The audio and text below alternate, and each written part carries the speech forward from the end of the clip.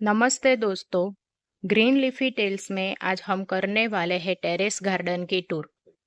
मेरे terrace garden में कौन कौन से वेजिटेबल्स प्लांट लगे हैं, चलो दिखाती हूँ। यहाँ पर लगी हुई है हल्दी। ये दूसरा कंटेनर है हल्दी का, और ये तीसरा कंटेनर। यहाँ पे है अदरक, और ये है अरबी। तीनों वेजिटेबल्स को लगाने का समय और तरीका सेम है। हल्दी, अदरक और अरबी हम लगाते हैं अप्रैल, मई और जून मंथ में। ये तीनों वेजिटेबल्स लगती है गांठ से। वेजिटेबल वाले से जो हमें कच्ची हल्दी मिलती है, अदरक और अरबी हम लाते हैं, उसी से लग जाती है। प्लांट्स लंबे समय तक चलते हैं और आपको हार्वेस्टिंग में 9 से 10 मंथ लग जाते हैं। अब इस कंटेनर की बात करूं तो मैंने यहाँ पर ट्रांसफर की हुई थी फूल गोभी की पौध। फूल गोभी की पौध ट्रांसफर करने के बाद तेज बारिश हुई, जिससे काफी सारे प्लांट्स जो मैंने यहाँ साइड में लगाए थे वो गल गए। सिर्फ ये 4 पौधे ही अभी चल रहे हैं। तो मैंने क्या किया, बाकी की जो स्पेस है वहां पर पालक के सीड डाल दिए। पालक के सीड जर्मिनेट हो गए हैं, आपको दिख रहे होंगे। और मैंने फूल गोभी की सीडलिंग कर दी। तो फूल गोभी का पत्ता जब रेडी होगा तब तक मुझे यहाँ से पालक की पहली हार्वेस्टिंग मिल जाएगी। बाद में मैं यहाँ पे स्पेस करके फूल गोभी की पौध लगा दूंगी। इस थर्मोकोल के बॉक्स में भी मैंने फूल गोभी के दो पौध लगाए थे, जो बारिश में गल गए।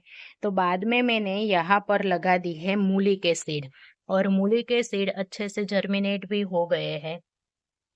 विंटर वेजिटेबल में मूली जल्दी से रेडी हो जाती है, और आपको 1 मंथ में मूली की हार्वेस्टिंग भी मिल जाती है। यहाँ पर लगी हुई है भिंडी। मैंने भिंडी समर यानी फरवरी मंथ में लगाई थी, और कुछ भिंडी मॉनसून यानी जून मंथ में लगाई थी।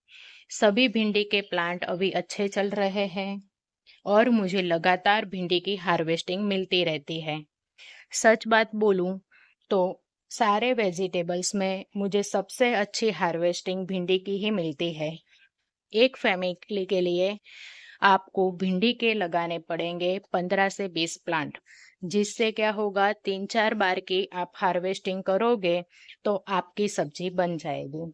और कमाल की बात यह है भिंडी के लिए कि छोटे से कंटेनर में भी भिंडी लग जाती है, और अब आपको अच्छी हार्वेस्टिंग देती है।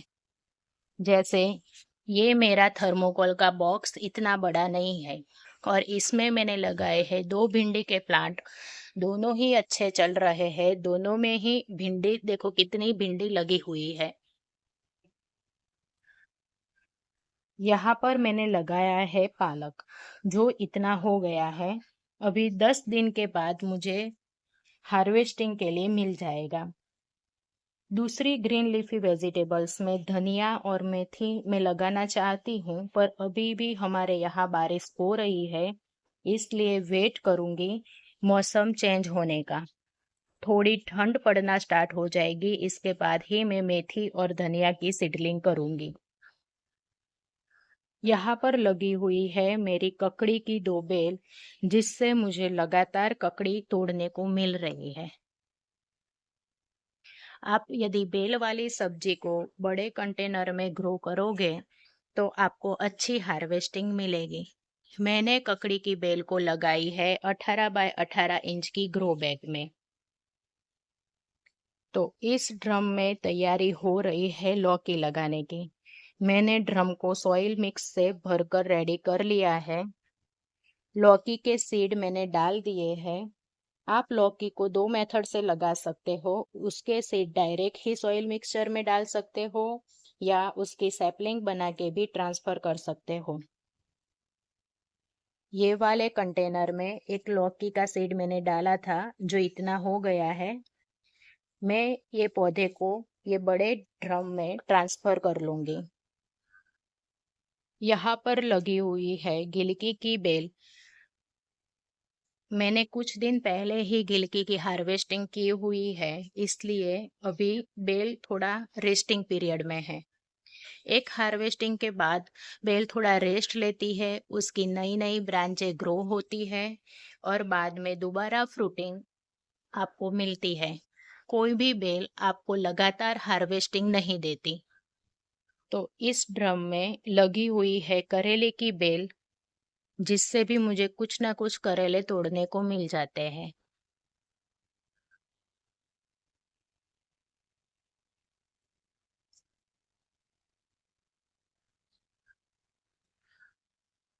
टमाटर के प्लांट इतने हो गए हैं। टमाटर की स्टेम पतली होती है, तो आपको किसी स्टिक से उसे सपोर्ट देना चाहिए। यहाँ पर कुछ फ्लावर भी आए हुए हैं, पर स्टार्टिंग में आने वाले फ्लावर झड़ जाते हैं, उससे फ्रूट नहीं बनता।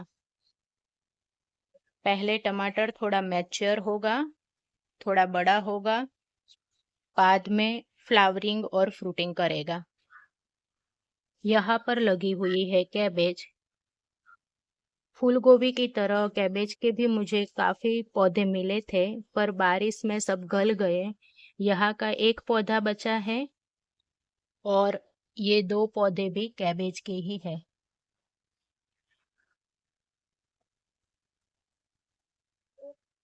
यहाँ पर है क्लस्टर बीन यानी गवारफली, और इस ड्रम में भी गवारफली लगी हुई है। अभी इसमें इस तरह से क्लस्टर में फ्लावर खिलते हैं और गवारफली भी क्लस्टर में ही लगती है, एक साथ गुच्छे में फलती है क्लस्टर बीन।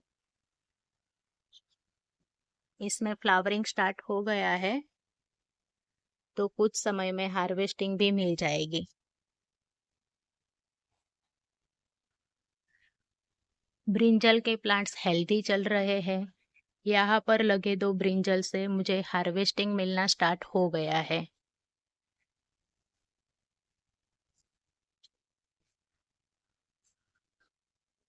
यहाँ पर भी लगे हुए हैं 3 ब्रिंजल के प्लांट।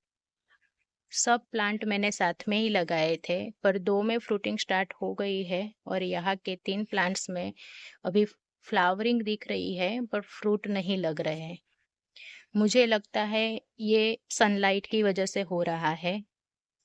ये वाले जो पौधे हैं उनको पूरे दिन की धूप मिलती है, और ये थोड़ा कोने में है, इसलिए शाम के समय यहाँ पर धूप नहीं होती। तो अच्छी हार्वेस्टिंग के लिए सनलाइट भी बहुत ही मैटर करती है। यहाँ पर लगी हुई है लोबिया की बेल, जिससे मुझे अच्छी खासी लोबिया की फली यानी चौला फली हार्वेस्टिंग के लिए मिलती रहती है। ये वाले कंटेनर में लगी है सेम फली, जिनमें अब फ्रूटिंग स्टार्ट हो गई है।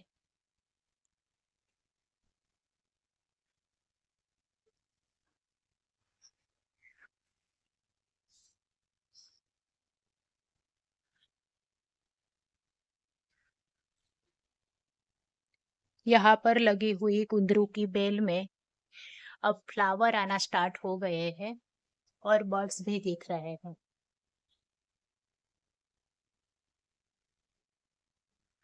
कटिंग से जब आप बेल ग्रो करते हो तो आपको यही फायदे मिलता है। कटिंग वाली लगाई बेल से जल्दी हार्वेस्टिंग मिलना स्टार्ट हो जाता है। अभी बेल लगाए हुए मुझे 1 मंथ भी नहीं हुआ और फ्रूट लगने स्टार्ट हो गए हैं। इन स्मॉल पॉट्स में मैंने डाल रखे हैं लौकी के सीड, और ये कंटेनर में मैंने डाले हैं कुछ कैबेज के और फूल गोभी के सीड। टेरेस गार्डन से लगातार हार्वेस्टिंग लेने के लिए आपको थोड़े थोड़े समय पर कुछ ना कुछ सीड डालने चाहिए, जिससे क्या होगा, जब भी आपका कंटेनर खाली होगा आपके पास पौध रेडी होगी ट्रांसफर करने के लिए। तो आज की टेरेस गार्डन टूर में बस इतना ही। Thanks for watching and please like and subscribe my channel Green Leafy Tales.